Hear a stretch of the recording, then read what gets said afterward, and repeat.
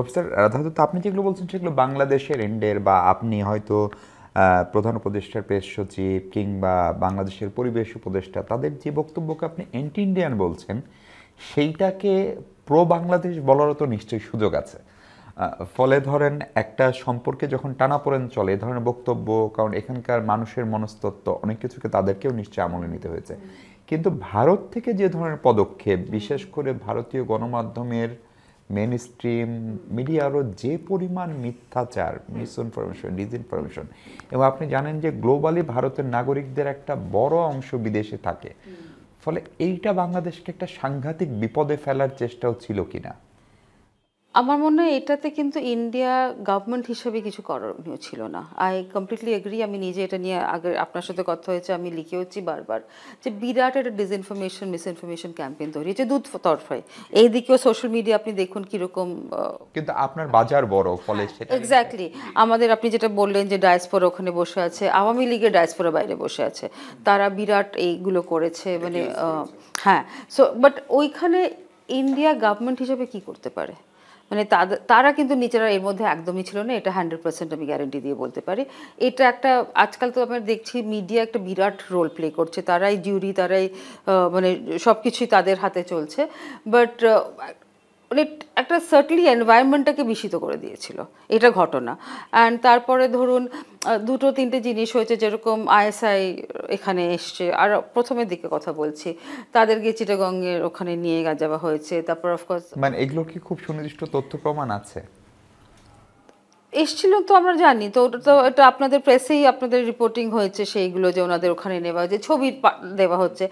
মানে intelligence official সারা পৃথিবী ঘুরে বেড়ায়, কিন্তু ছবি তুলে ছবি আপলোড করার তো আগে কখনো জায়গা দেখিনি। তারপর যেটা হয়েছে যে প্রফেসর ইউনুসের মনে হয়েছে আমরা তো খুব পাকিস্তান ঘেঁষা একটা ব্যাপার, সেটা হয়তো আমি নিজস্ব বিশ্বাস করি যে পাকিস্তান বেশি উদ্যোগ দিচ্ছে, যে বাংলাদেশের সঙ্গে একটা চেষ্টা করছে একটা নর্মাল সির একটা জায়গা তৈরি করার, যেটা আই থিঙ্ক এবারও যখনই লাস্ট ভিজিট হয়েছিল, ইনক্লুডিং এই ফরেন মিনিস্টার ভিজিটে, যে আমাদের পাস্ট অ্যাপোলজির একটা জায়গা তুলে সবসময় বাংলাদেশ তুলে ধরছে।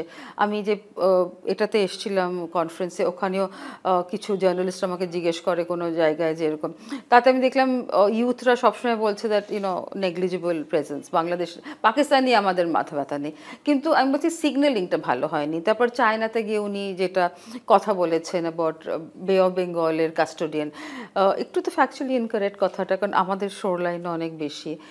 লালমনিরহাটে যে বেস হবে সেটা নিয়ে, মানে আমি বিশ্বাস করি দ্যাট ইট ডাজন্ট ম্যাটার, মানে বেস যদিও হয় তাতে আমাদের কতটা ক্ষতি করতে পারে, কিন্তু এগুলো মেসেজিংয়ের মধ্যে গেছে। কিন্তু অ্যাট দ্য সেম টাইম আপনি যদি বিজেপির শুভাগত মুখার্জি কিংবা আরএসএস এর অনেকের কথাবার্তা শুনেন, এমনকি বিভিন্ন রাজ্যের মুখ্যমন্ত্রী পর্যায়ের লোকজন, এবং যেভাবে মুসলিম মাত্রই বাংলাদেশি তাদেরকে ফেরত পাঠানোর চেষ্টা, ফলে সেগুলোও তো এই পাশে আর একটা রং মেসেজ। নিশ্চয়ই 100%। এখনও আমরা শুনেছি, মানে কিছুদিন আগে ওই পুশিনের গল্প, সেইগুলো নিশ্চয়ই রং মেসেজ। বাট এটাও ঘটনা যে স্টেট পলিটিক্সে বাংলাদেশের একটা বোধহয় রোল প্লে করে, ওয়েস্ট বেঙ্গল, আসাম চলবে, হ্যাঁ এক্স্যাক্টলি সেই জিনিসগুলো একটা ব্যাপার। আমি সবসময় মানে এই পার্টিকুলার ইনসিডেন্টের সময় বলেছিলাম, যখন এত বছর আমরা আওয়ামী লীগের সঙ্গে এত সুন্দরভাবে কাজ করেছি, যে সেন্সিটিভ টপিকগুলো স্পেশালি এই যে আনডকুমেন্টেড মাইগ্রেন্টস আমরা একাডেমিক ল্যাঙ্গুয়েজে বলি, তারা কেন তখন এই কথাটা বলেনি? কারণ কথা ওটা নিয়ে তোলাইনি, একদম একদম না, দুদিক থেকেই হয়নি। হঠাৎ করে এখন এমন একটা সিচুয়েশন যে অসহায় মানুষগুলোকে তারা, মানে বাংলা বললে মানে তারা বাংলাদেশি, এটা মানে from humanity point of view একদম কেউ আমরা অ্যাকসেপ্ট করি না। এমনকি দিদি সাম্প্রতিক সময়ে রোহিঙ্গাদেরকেও জোরপূর্বক বাংলাদেশে ফেরত পাঠানো, হ্যাঁ হ্যাঁ সেইগুলো তো হচ্ছে, আমি জানি সেগুলো নজরে পড়েছে। একটা সবসময় একটা মানে ভয় আছে যে তারা ওই যে মানে কি বলবো, দে আর মিসক্রিয়েন্টস, তারা কিছু নেগেটিভ জিনিস আমাদের এনভায়রনমেন্টটা বিস্মিত করবে।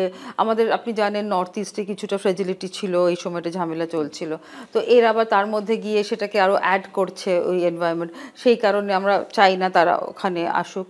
মানে মানে এটা ওই পুরো সিকিউরিটি আর মানে at that point of time unsure একটা যখন বাংলাদেশের আগের প্রিভিয়াস গভর্নমেন্ট ছিল আমাদের একটা সিকিউরিটি লেভেল ছিল যে আমাদের কিছু অ্যান্টি ইন্ডিয়া উনি হতে দেবেন না, সেইটা তো একদম হঠাৎ করে ওভারনাইট চেঞ্জ হয়ে গেল না।